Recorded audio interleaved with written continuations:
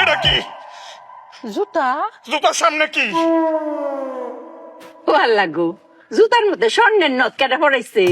আম্মা এটা নথ না, এটা তালা। এই ব্যাককলের বাচ্চাটা ছাড়া আর কি করবো কত? ওহো মায়া, জুতার মধ্যে তালা লাগাইছো কেরে গো? অনেক বুদ্ধি কাটিয়েছি মায়া। আবারও বুদ্ধি। কেমন লাগে? ও বউ, তোমার না কতবার কইরা কই বউ গো, আর তুমি বুদ্ধি কাটাইও না। কেরে হিরাবার বুদ্ধিটা কাটাইছো? চুপের একটু কষ্ট, চুপের বুদ্ধি কেউ শুনতেই চায় না।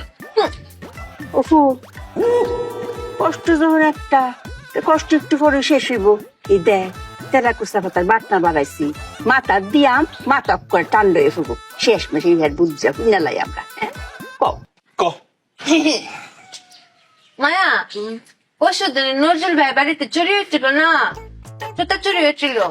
তখন আমি বুদ্ধি কাটিয়ে বের করেছি, এই চোর যদি আমাদের বাড়িতে আসে জুতা চুরি করছে, তখন এই জন্য জুতাতে তালা মেরে রেখেছি। ভালো করেছি না মায়া?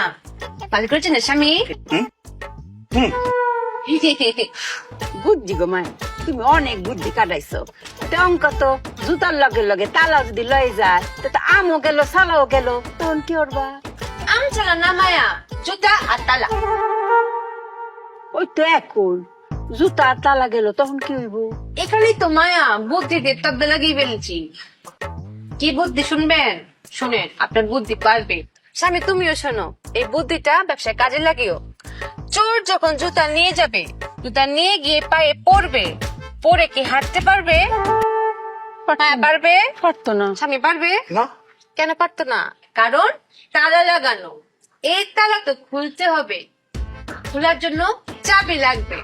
তখন চোর চাবি খুঁজতে খুঁজতে খুঁজতে খুঁজতে চুপিয়ার কাছে আসবে, এসে বলবে চুপি আপা, চুপি আপা চাবিটা দেন।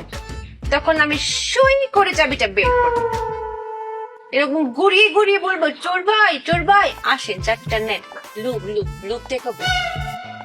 তখন ও লোভে পড়ে চাবি নিতে আমার কাছে আসবে, তখন কপ করে ধরে ফেলবে। এটাকে বলে চোরদারের কল। ফাঁদ ফাঁদ মেশিন পেতেছে, বুঝেছেন মায়া?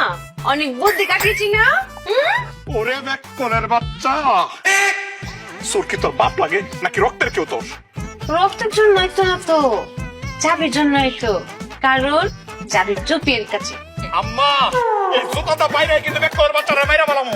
এই চোর কি তোর মতো ব্যাককল যে তোর কাছে আবার আইবো চাবিটার লাগিয়া?